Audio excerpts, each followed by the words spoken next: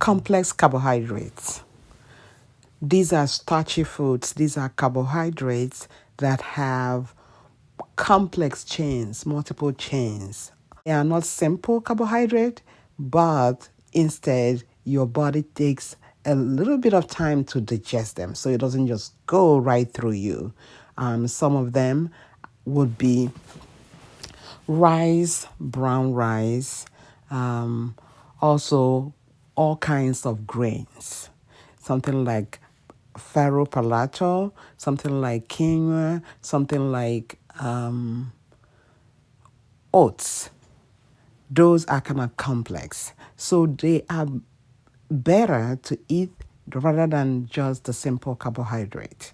So if you want to be on a low carbohydrate diet, which is what I do encourage people to eat, is low carbohydrate. You want these kinds of carbohydrate. Some of them have a lot of fiber, vitamins and minerals.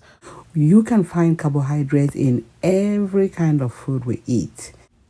But you just want to stick with the complex carbohydrates, the one that is going to be take a lot more effort for your body to digest them and absorb them, so that in the process your body doesn't adjust everything. Sweet potatoes are carbohydrate rich food, starchy, but they have fiber. So again, you can eat them in moderation. The fiber will decrease the amount of sugar absorbed into the body. Now, beans and lentils, all kinds of beans, these are the class of legumes, your black eyed pea, your lentils, green, yellow, all of them. Very good source of carbohydrate. They have a lot of carbohydrate, but they equally have protein. So don't let anybody convince you that, oh no, they are not so good to eat because they have carbohydrate. You cannot compare them with, let's say, pasta or your white rice or white potatoes. They are still a better option. You just have to eat them in moderation. You make sure you have other vegetables on your plate as well as meat. Fish, salmon, like sardine, and mackerel. So speaking of vegetables, they all have, majority of them have carbohydrate, but the glycemic index of their carbohydrate is not as high as you would find in other forms of carbohydrates. So they are very, very good source of carbohydrate as well as other stuff. They have protein, they have vitamins, minerals, fiber. They are chock full of fiber.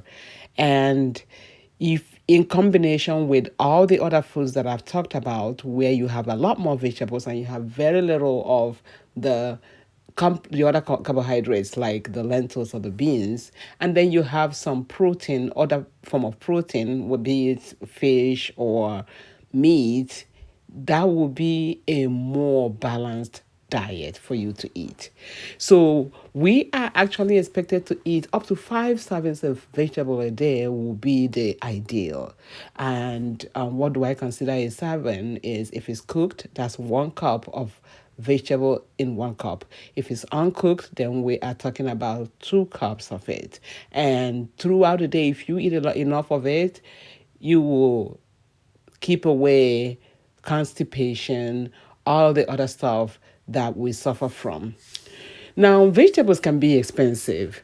So you have to be smart as you shop for them. Some of them we can buy conventional. You don't have to buy them organic. Something like cauliflower, something like broccoli, because they do produce substances in of themselves that keeps pests away from them, so they don't get heavily sprayed. So we can get away with buying those as conventional. And then I'm showing you the vegetables. Most of them are also what we call cruciferous vegetables. They are very good for the gut. I talk a lot about gut bacteria and improving it. We have to keep them fed. We have to make sure that we maintain a good gut biome.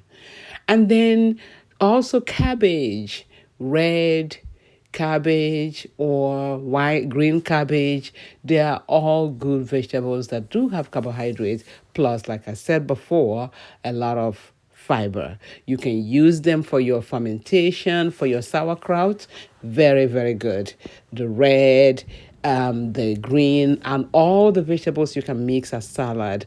The more colorful, the different colors in your salad, the more colorful your salad is, the better the variety of minerals and vitamins that you'll be getting. Peppers are also very good sources of carbohydrate as well as other vitamins and minerals. So this is how you make your plate rich. This is how you fill up your plate.